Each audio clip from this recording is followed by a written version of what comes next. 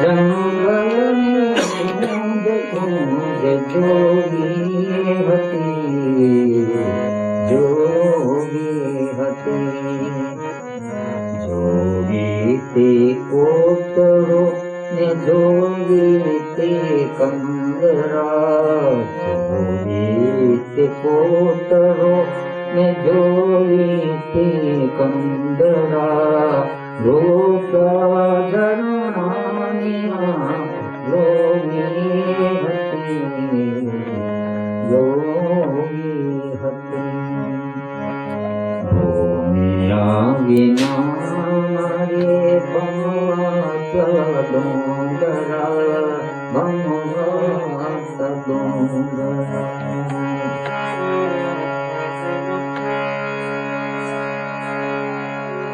સોના સરવરિયાને સોનેરી પાડે, સોના સરવરિયાને સોનેરી પાડે.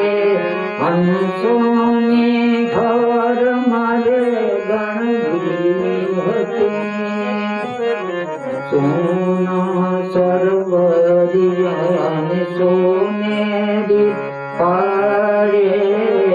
હંસોની ઘર મારે ગણવી હતી. ડાળે ઝુલંત કોક કોકિલાને માડે, ડાળે ઝુલંત કોક કોકિલાને માડે. અંતરની વેદના વણવી હતી, વણવી હતી. અંતરની વેદના વણવી હતી, વણવી હતી. ભૂમિયા વિના મારે ભમવાત ડુંગરા, ભમવાત ડુંગરા.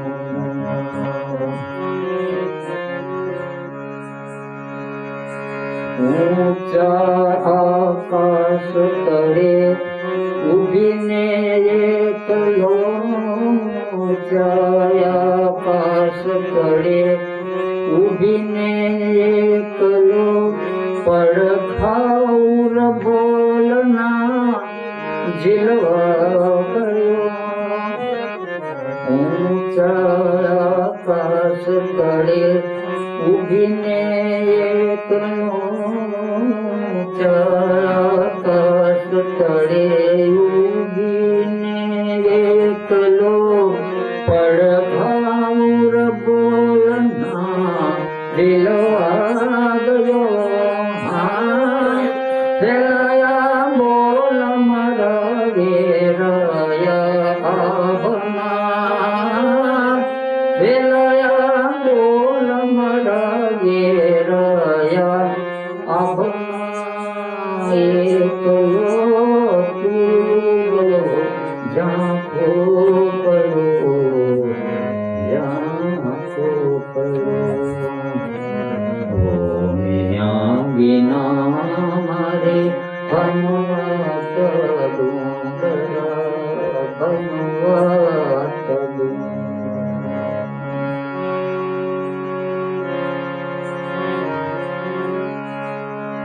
આખો અવતાર મારે ભમવા ડુંગરિયા, આખો અવતાર મારે ભમવા ડુંગરિયા. જંગલની કુંજ કુંજ જોઈ હતી, આખો અવતાર મારે ભમવા ડુંગરિયા. જંગલની કુંજ કુંજ જોઈ ફરી, ભૂમિયા ભૂલે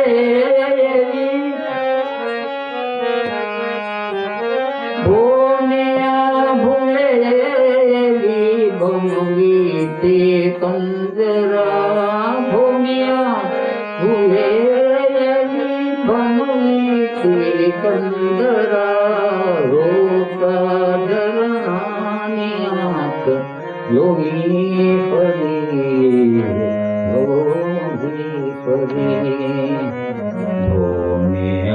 વિના મારે ભમવાત ડુંગરા ભમવાત ડુંગરા ભમવાત ડુંગરા.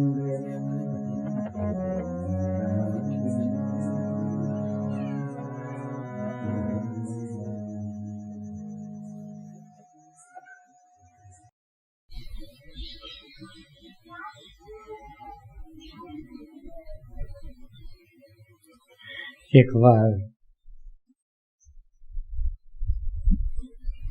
રામદુલારે બાપુની સાથે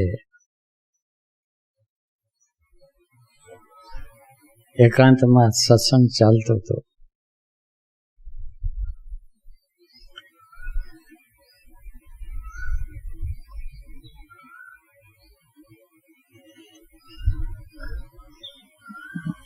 બાપુએ કીધું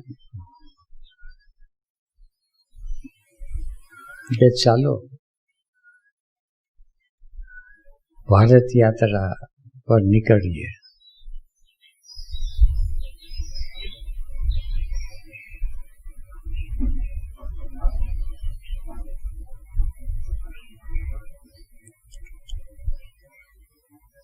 આપણે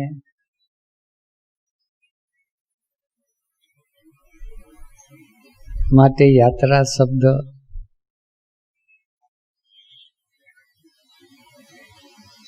પ્રવાસથી વિશેષ મહત્વ નથી ધરાવતું.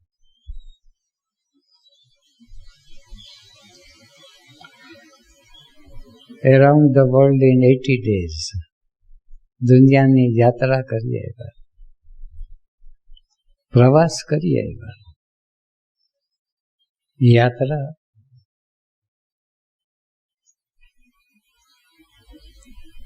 ની દ્રષ્ટિ જ હજી આપણી અંદર ખીલી નથી.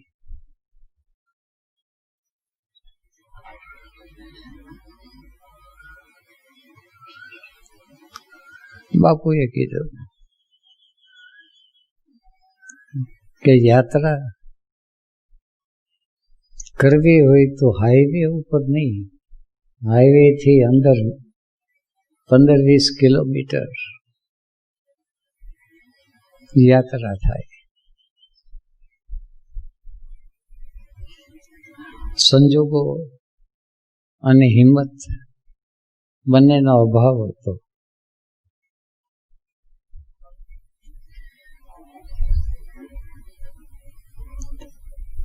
પણ બાપુના શબ્દ છે એ ભીતર કોતરાઈ ગયા.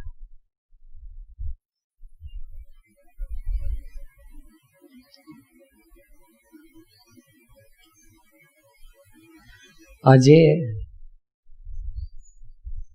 ઘણા બધા મિત્રો ભેગા થયા છે.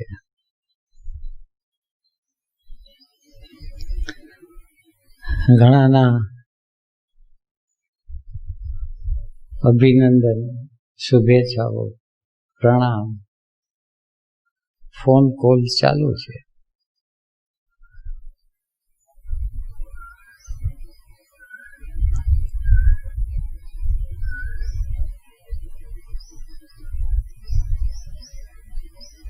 પણ તમને જેટલું મહત્વ અને મૂલ્ય છે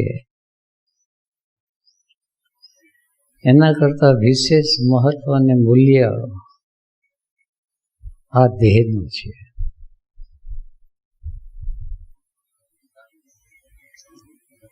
આ દેહના ભીતરની અંદર યાત્રા કરી 1974 સુધી બહિર યાત્રા કરી. લાઈફ અફોર્સ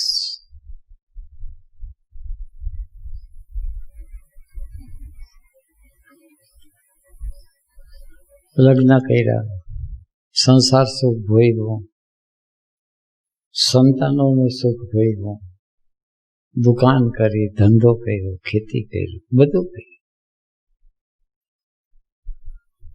એ પણ આ દેહના માધ્યમ દ્વારા જ. પણ એ વખતે દેહ પ્રત્યે જે દ્રષ્ટિ હતી એ ભોગની દ્રષ્ટિ હતી, ભોગ્ય દ્રષ્ટિ. દેહના ઇન્દ્રિયના માધ્યમ દ્વારા રૂપને ભોગવું. સિનેમાઓ જોઈએ, નાટકો જોયા, ઠેક ઠેકાણે દ્રશ્યો જોયા, પણ દ્રષ્ટિ ભોગની દ્રષ્ટિ. અને જ્યાં સુધી ભોગની દ્રષ્ટિ છે ત્યાં સુધી યાત્રા નથી થતી, પિકનિક થાય. એક પાણીનો ઝરો જોયો, ભોગની દ્રષ્ટિ હોય તો સ્વિમિંગ પુલ થઈ જાય, માથે નાહીએ ધોઈએ, તોફાન મસ્તી કરીએ, પિકનિક કરીને પાછા ઘર ભેગા થઈ જઈએ. અને નહીં તો એક પૂજ્ય દ્રષ્ટિ આવે છે એક, ત્યારે એ સ્વિમિંગ પુલ નથી હોતો,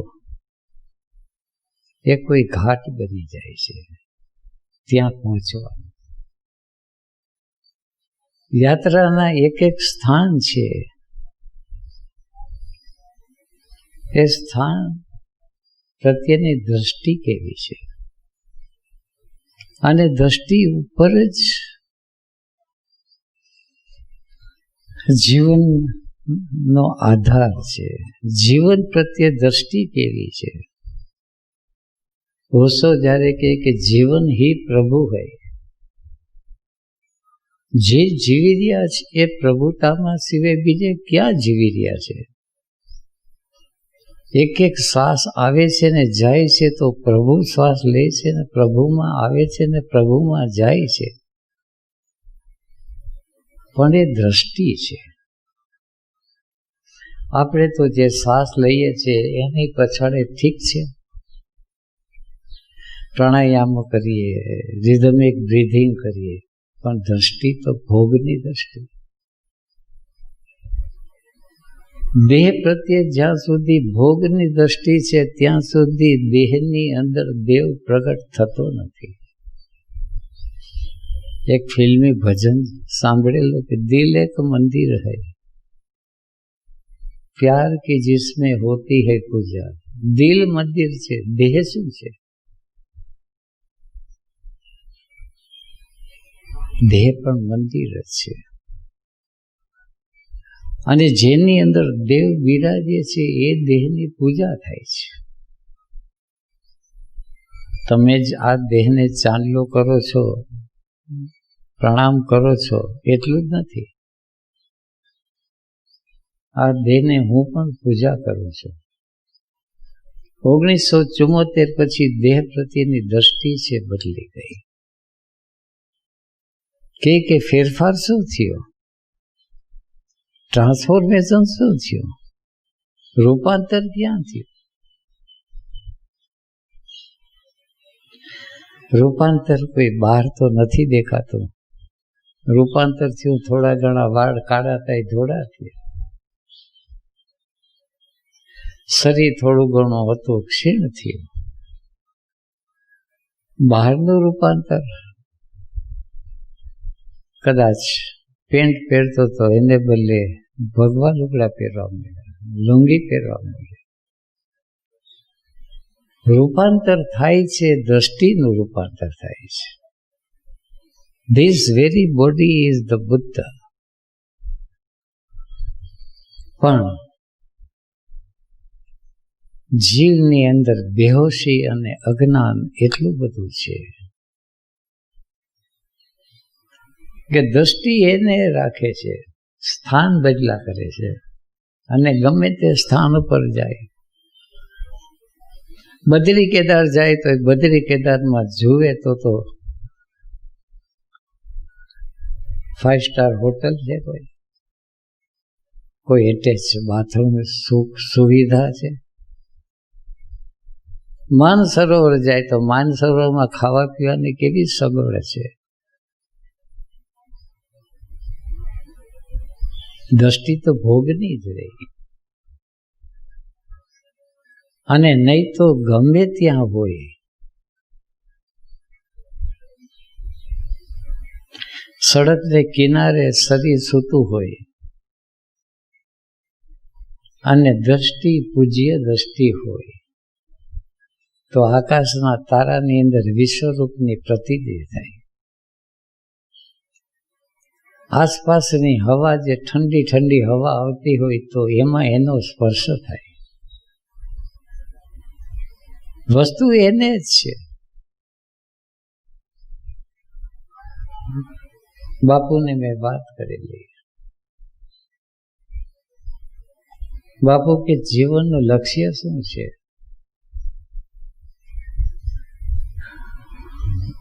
નાની મોટી જે પિતૃઓ પ્રત્યેની વડીલો પ્રત્યેની જવાબદારી છે પૂરી થયા પછી થયું કે હવે જીવન છે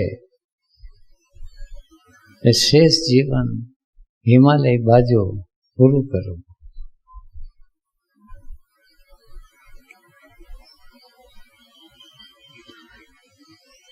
કુદરતનો સંકેત હોય.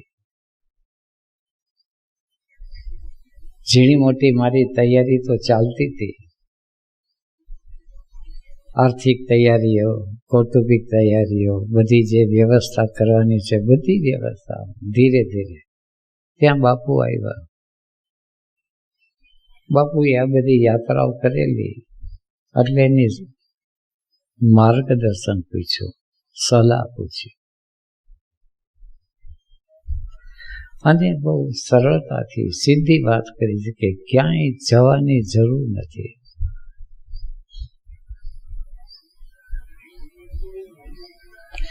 કે હું બધે ફરી આવ્યો છું, 3 વાર ફરી આવ્યો છું. આખા ભારતની 3 વાર યાત્રા કરી છે.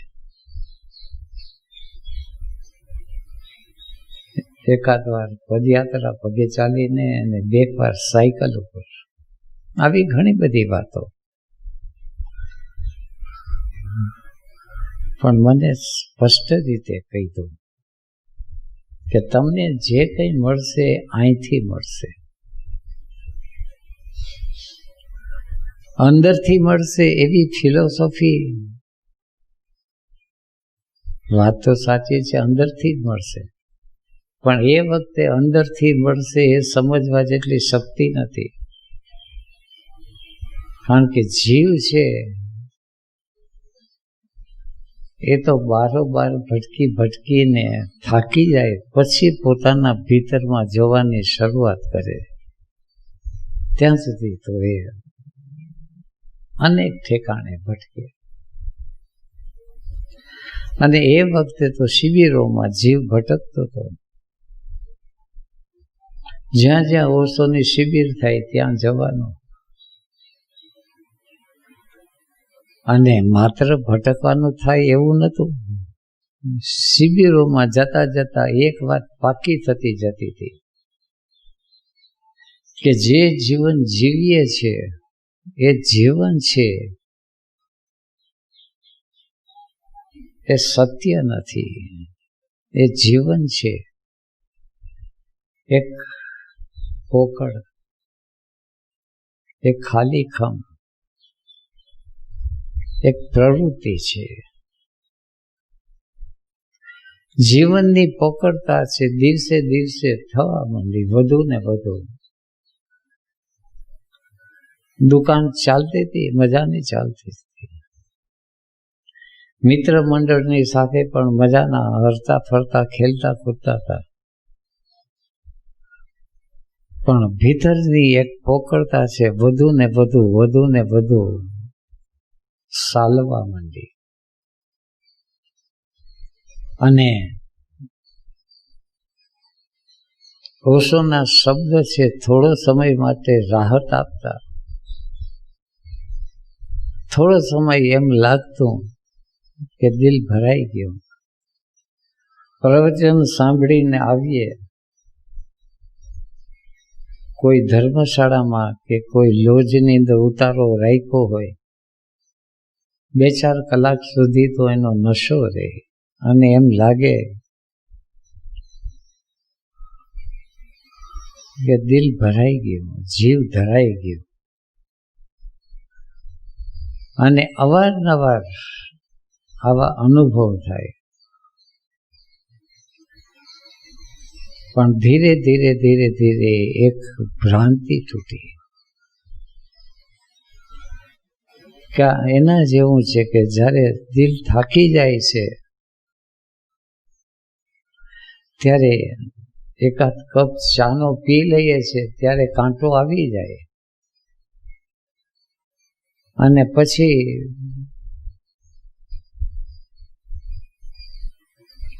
થોડી વાર થાય ત્યાં કાંટો ઉતરી જાય. શરીર થાકી જાય, પાછો ચાનો ગ્લાસ પીએ તો ઠેકાણે શિબિરો જ્યાં જ્યાં થાય ત્યાં શિબિરોની પછાડે દોડાદોડી કરતા હતા. કાંટો ચડી જતો હતો પણ એ કાંટો ઝાઝો વાર ટકતો નહોતો. ઘણા બધા પરિબળો કામ કરતા હતા.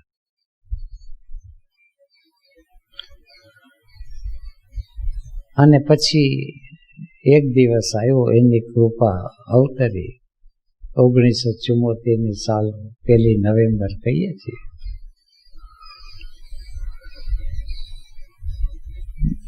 અને અંદરના દરવાજા ઉઘડી ગયા, અંદરના દ્વાર ઉઘડી ગયા એટલે અંદરની દ્રષ્ટિ બદલાઈ ગઈ. બધા પ્રત્યે દ્રષ્ટિ બદલાઈ ગઈ. દેહ પ્રત્યે તો પેલી દ્રષ્ટિ બદલાણી, પછી દેહના જે સંબંધો હતા એના પ્રત્યે થઈ. પત્ની પત્ની હતી, પુત્ર પુત્રી,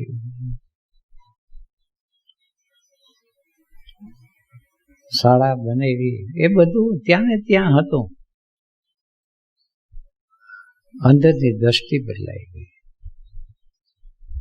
માધવપુર ગામ જ હતું, હજી માધવપુર જ છે, પણ હવે માધવપુર ગામ પ્રત્યેની દ્રષ્ટિ બદલાઈ ગઈ.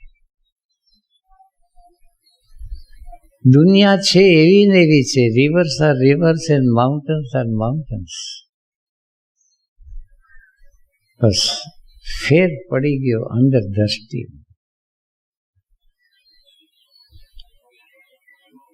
એટલે જ્યારે કોઈ સાધક છે, બધા છે, નાના મોટા પ્રયત્ન કરે છે, ઘણા પ્રયત્ન છે ઓથેન્ટિક કરે છે. ઓથેન્ટિક એટલે પ્રમાણિકપણે. ઘણા પ્રયત્ન કરે છે, ઓછો શબ્દ વાપરે ને કુનકુના કંઈક કરવું જોઈએ એટલે કરે છે. ઘણા પ્રયત્ન કરે છે બીજાને દેખાડવા માટે, કારણ કે બીજાને દેખાડવાથી દિલને થોડી રાહત રહે છે. બીજા કહે કે તમે ગજબ કરો છો તો આપણને એમ લાગે કે હું કંઈક ગજબ કરું છું, કારણ કે આપણું level of being, relative state of consciousness સાપેક્ષ છે, પરાધીન છે. બીજાના અભિપ્રાયને આધારે આપણે આપણું જીવન જીવીએ છીએ. બીજાના અભિપ્રાયનો ટેકો જોઈએ છે. કોઈ કે તમે બરાબર રસ્તે છો તો આપણને ઠીક લાગે, અને કોઈ કે તમે આ રવાડે ક્યાં ચડ્યા, આ રજનીશને રવાડે ક્યાં ચડ્યા, આ પૂના જવાનું કેદીથી થયું.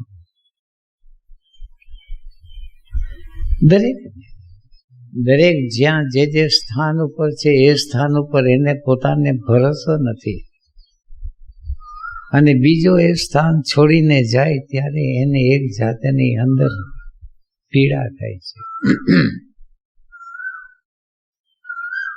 પરંપરાગત આ દેહ છે વૈષ્ણવ પરંપરામાં હતો.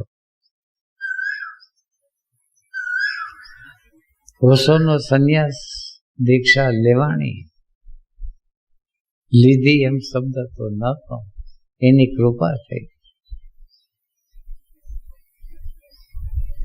અને કીધું કે તમે આમાં ક્યાં પડ્યા?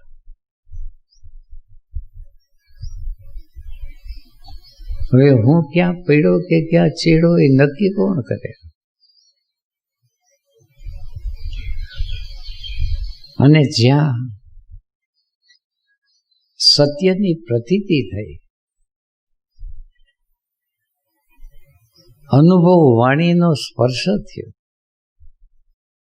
સાધુ સંતો અનેક મળ્યા,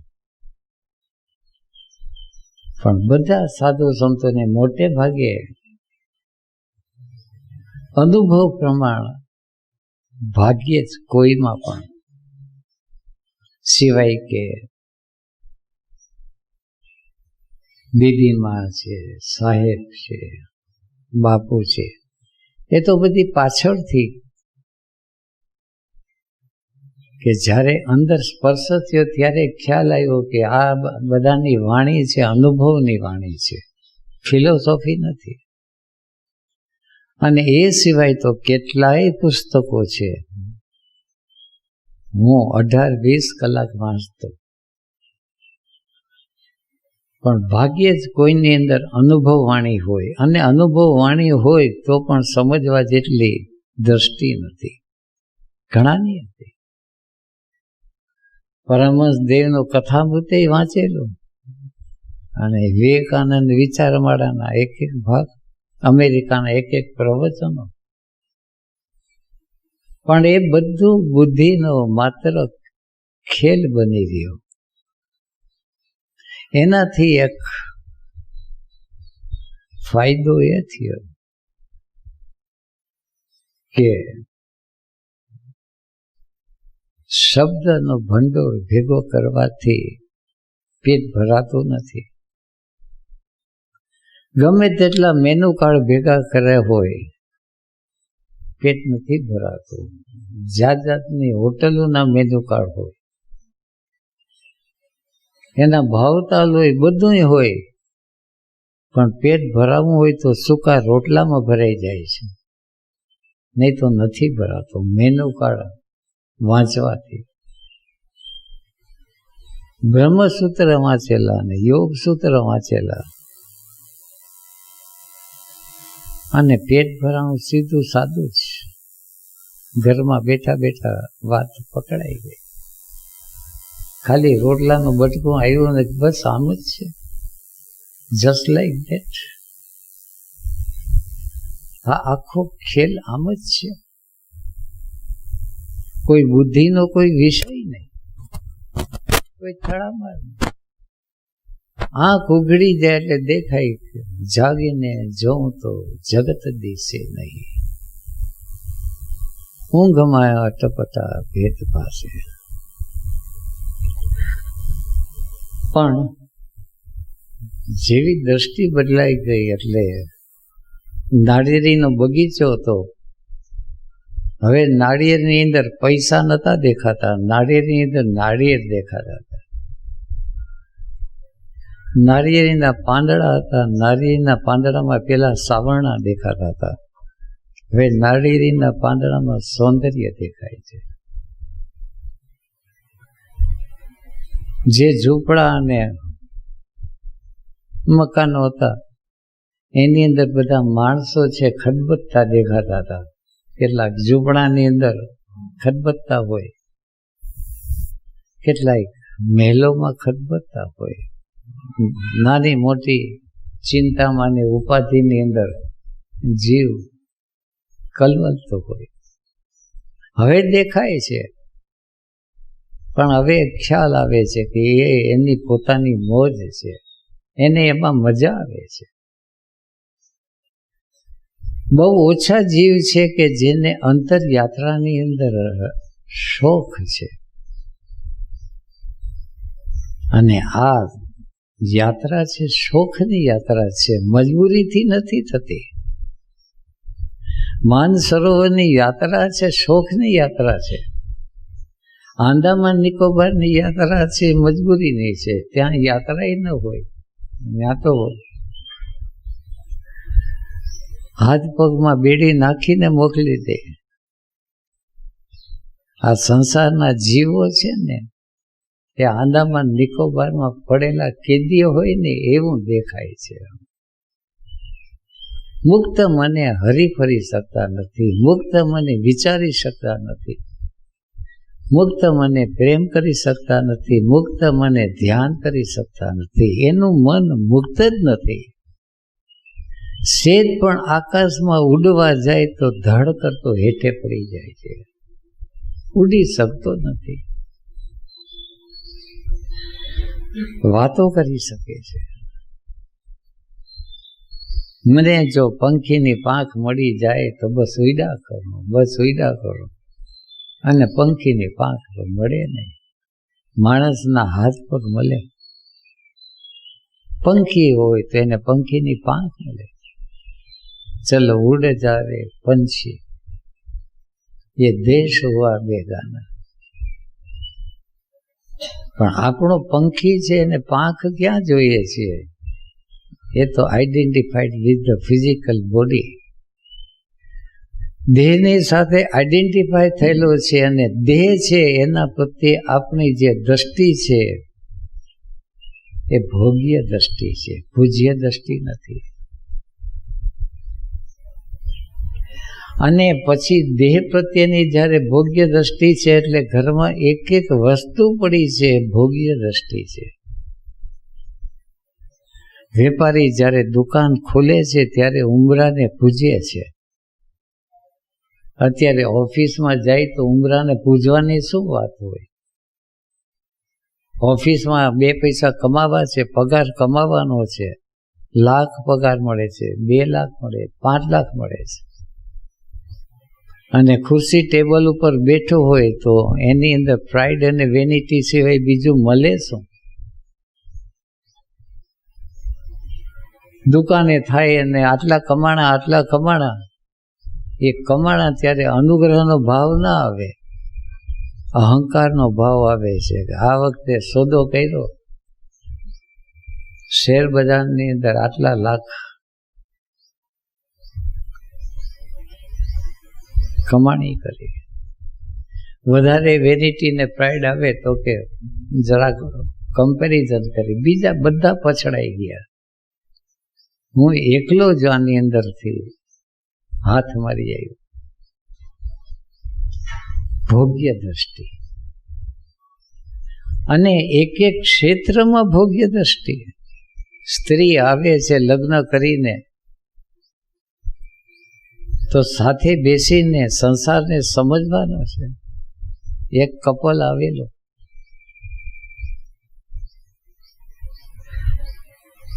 પગે લાગવા બાપુ પાસે બેઠા હતા.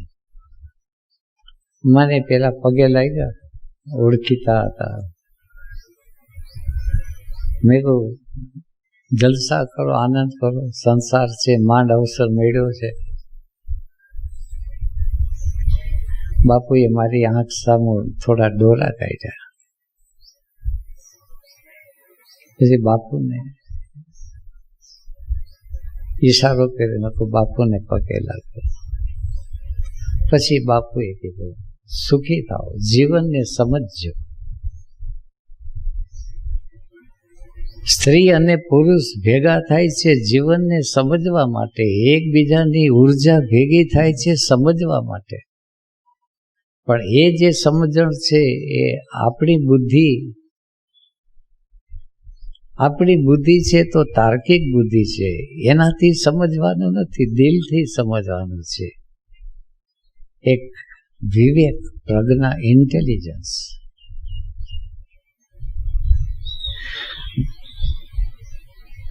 બાપુએ ધીરે ધીરે